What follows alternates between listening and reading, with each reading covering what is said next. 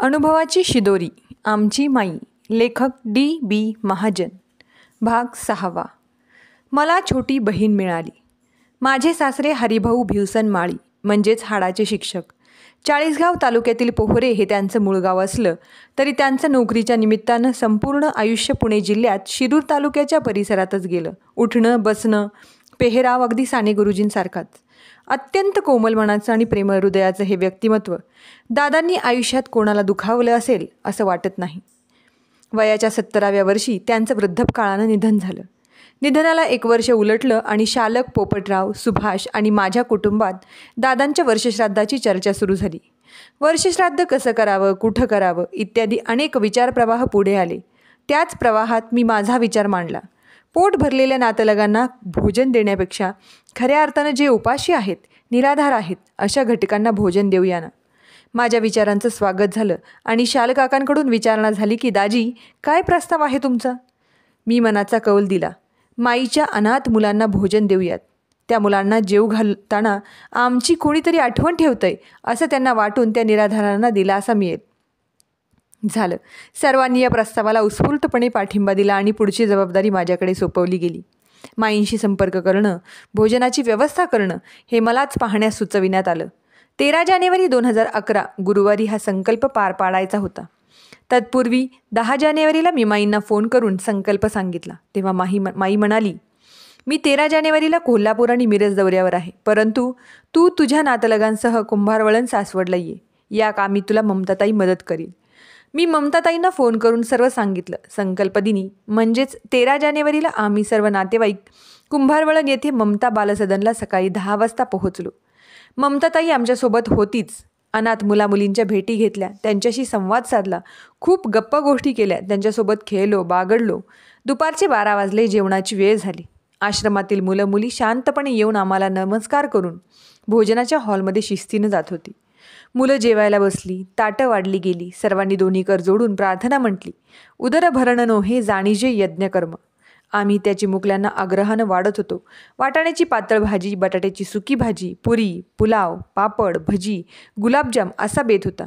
मुले आनंदानं पोटभर भोजन करीत होती. त्यांच्या चेहऱ्यावरील तृप्त भाव आम्ही निहाळत होतो.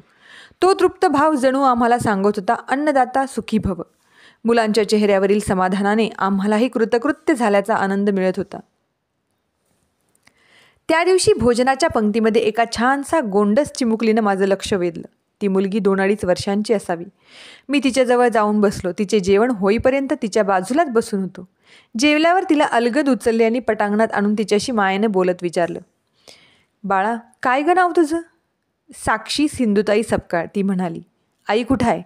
आई बाहेरगावी गेली. शाळेत जातेस. नाही अजून. तुला गाणी येतात. म्हणून दाखव ना एखादं.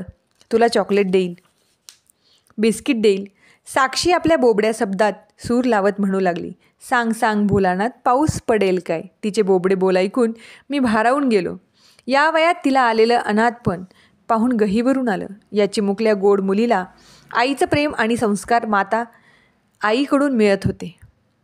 आपल्या सर्वसाधारण कुटुंबातील एवढी लहान मुलं तर थोरा मोठ्यांचं ऐकतच नाहीत. ती लाडा कौतुकानं वाढवलेली असतात.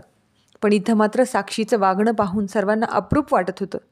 दिसायला सुंदर, गोरी, सदृढ बांधा. ती अनाथ आश्रमात आहे असं वाटतच नव्हतं. माईच्या परिवारातील हे अद्भुत आश्चर्य पाहून आम्ही थक्कच झालो. आईसोबत कोण गेले ग साक्षी. आई बाबू. विनय ती उद्गारली. आश्रमातील बांधवांबद्दल आदरभाव व्यक्त करणं केवढी समज आहे या बालवयात सुद्धा.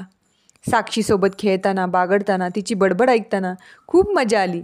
साक्षीला सोडून जाऊच नये, तिला कवेत घ्यावं आणि घरी घेऊन यावं असंच वाटत होतं. साक्षी बेटा येतेस माझ्यासोबत घरी. नाही, आई रागावेल मला. तिला विचारल्याशिवाय आम्ही कुठंही जात नाही. या चिमुकलीची धीट उत्तरं मला गंभीर बनवीत होती. आईच्या आज्ञेशिवाय नि अनुमतीशिवाय जायचं नसतं ही शिस्त तिच्यात दिसून आली. तिला सोडवत नव्हतं, पण इलाज नव्हता. पटापट तिचे पापे घेतले, तिच्यासोबत फोटो काढले.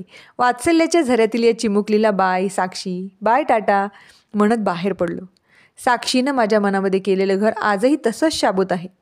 मला तिची आठवण आली की आजही ममता बालसदनला फोन करून साक्षीची विचारपूस करतो. आश्रमात दीपकदादा असेल, सुजाता वहिनी असतील किंवा स्मिताताई, पण माझा फोन आला की माईंचा हा परिवार माझी साक्षीशी फोनवर भेट घालून देत असतो. बराच वेळ मी साक्षीशी बोलत असतो. तिचा निरागस, निर्लेप, गोंडस चेहरा आठवतो आणि संवादाचा आनंद घेतो. अशा असंख्य साक्षींना माई आज जगण्याचं बळ देत आहेत. त्या दिवशी निमित्त जरी सासऱ्यांच्या वर्षश्राद्धाचं असलं तरी माईच्या परिवारात एक सुंदर चिमुकली बहीण मला गवसली. माई नेहमी म्हणते, बेटा DB, आपला हा आश्रम नाही तर ती माईच्या वात्सल्याची उबदार घरं आहेत. या घरातील प्रत्येक मुलावर मी जीवापाड प्रेम केले. मी त्यांच्या पंखामध्ये जगण्याचं सामर्थ्य देते. मी म्हणालो, माई, ते तर त्रिकालातीत सत्य आहे, ते कोणीही नाकारू शकणार नाही. साक्षीच्या रूपानं ती आमची अनुभूती आहे. तुझा हा मायेचा प्रेमाचा गोतावळा भविष्यात जगाला आश्चर्यात टाकेल. अनाथांचं आईशी नातं कसं असू शकतं याचा प्रत्यक्ष अनुभव घेण्यासाठी समाज तुझ्या या उबदार घरकुलांकडे आकृष्ट होईल आणि जगण्याची दिशा घेऊन जाईल. तू त्यांची केवळ आई नव्हेस तर बापसुद्धा आहेस. साने गुरुजींनी श्यामची आई वर्णन केली आणि आईचं महत्त्व समाजाला सांगितलं.